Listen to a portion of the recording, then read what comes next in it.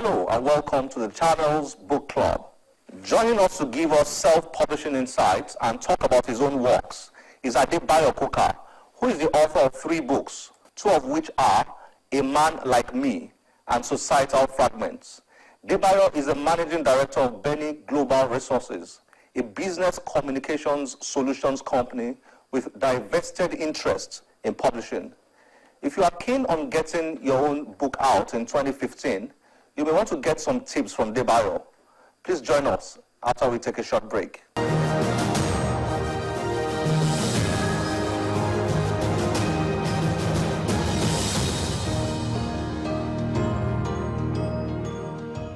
Your story is very interesting. I want us to start from there.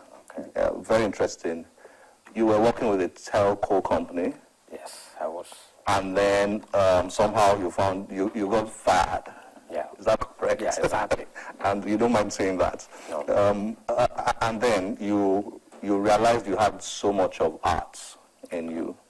And then you went back to your first love. Yes. Can you share that with us? Let's start from there. Okay. I started working for this telco like 7 years ago. Along the line, something happened, and I was asked to go. It was a disheartening thing, I must say. Then one morning, after I had left, I was standing by the window, then looking at people going to work. Then I couldn't control the tears that came from my eyes. I was like, oh me, was it that bad? I couldn't get a job. Almost immediately I was fired, and then I went back to my manuscript. This manuscript that I've had for a very long time, I left it unattended to after I gained admission, and I left it. Then I went back to that manuscript. It's a story that I was working on about the political situation in Nigeria, so I had to go back to that manuscript, dusted it, then here it is, Societal Fragments. So I used that. Which is a good read, I have to say. Thank you so much. I had to go back to that manuscript when I found out that, hey, the hearts in me, the writer in me was so overwhelming, finding a way to burst out, and thank goodness I've found my feet now. That's interesting, because I know so many people who have books in them. They have stories to tell. I meet them all the time. I want to write. I've been thinking of writing for so many years, but I've never gotten to it. So you circumstances forced you to that point where you dug out. Yes. Sorry to cut in. Not that circumstances here forced me to do it early. Now, okay. Because I thought writing was going to be my retirement bedrock. I thought it was something that I was going to do at the end of time, and when I couldn't work again. But hey, when the situation came, I had to no, maybe I should forward my retirement now. Maybe I should just get started, and thank goodness. And I like the fact that you don't mind talking about how you were fired. You even wrote it in your book. Yes. How you were fired. A lot of Nigerians tend to be a bit secretive about things like that. It happens every day.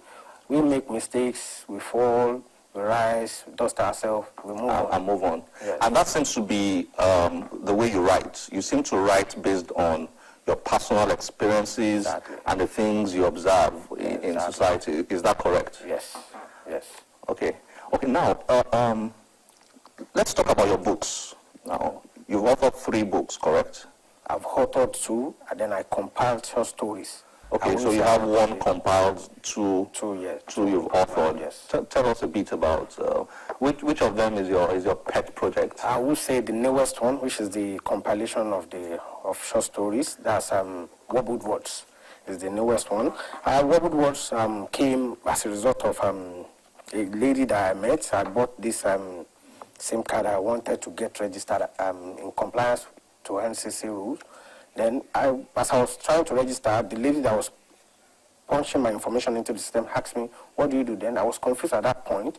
I wanted to say, I was confused to choose between saying a writer or a telecom person. Then I chose the former. I said, hey, I'm a writer. And she went back to her system trying to punch in the information. Then she came back at me and said, hey, you're a writer. And she was happy, expressed her joy of meeting a writer eventually, and So we got talking. She said she had this story that a manuscript that she was working on, though the story wasn't good enough. And okay, let me see your manuscript all the same. Let me see what we can do with it. 2 days later, she came with a manuscript. I read through. I only read 2 pages of the manuscript. I thought, hey, woman, you're just writing about your experience. What's the? And she told me a story.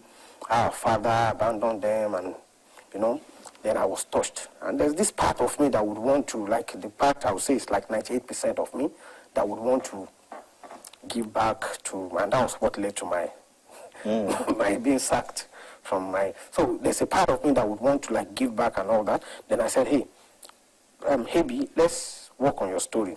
I will co-write with you because what you have is not enough to make a book. I will co-write with you. Then along the line, I just thought about that. This is an opportunity for me to just open up the channel for other people to help someone. Then I spoke to friends outside of Nigeria, Finland, everywhere, and people bought into the idea, and we came up with What Words. Yeah. So it's a compilation of short stories. It's a compilation of short stories from many people. Yes. And another thing that I must add is proceeds from the sale of What Words will go to educating A.B. Anthony for this year. Then, who is A.B. Anthony? A.B. Anthony is one of the contributors, the lady that I told you about, that I met, the SIM card registration agent, that had a good story but no money to further education. Then I fell in love with it. Okay. So, all right, I understand. Now, so she has problems, financial problems with, she can't fund her education. Exactly. So you compiled all the stories to create the book, yeah. and then the proceeds from the sales go to her to support her education. That's why that project is dear to your heart. Very dear. And it's going to be an annual thing. This will be What Words 1, What Words 1. What Words 2 will come next year, God willing, and subsequently like that. Now, you self-published your books. Okay. From my personal observation, it looks like most people tend to self-publish these days. Now, what's the implication of that? It's a global phenomenon anyway, but there's a lot of it happening in Nigeria. Yeah. Thank God you asked that question. You said it's a global phenomenon, and we are picking on it in Nigeria. Yes, because what I see is the temperament of this generation is totally different from the old school. The old school, I mean the traditional publishing. Because in traditional publishing, there's a waiting period that you have to go through. I don't know why that. They will say you submit your manuscript, someone will get back to you 6, 7 months, years. You may not get any information from there. Some people are so patient, they wait for that period to lapse before they. But hey, this generation is a generation that we want to get fast. I want to tell my story, get done with it, move on to the next level and all that. There's a lot of self-publishing going on, but when people get to that stage, they get stuck. Yeah, exactly. Yeah. Well, Adebayo, thank you very much. It's been a pleasure having you. Thank you so much. Nice book you've written here, and the others too. Thank you so much. Thank you for joining us on the Channels Book Club. Thank you.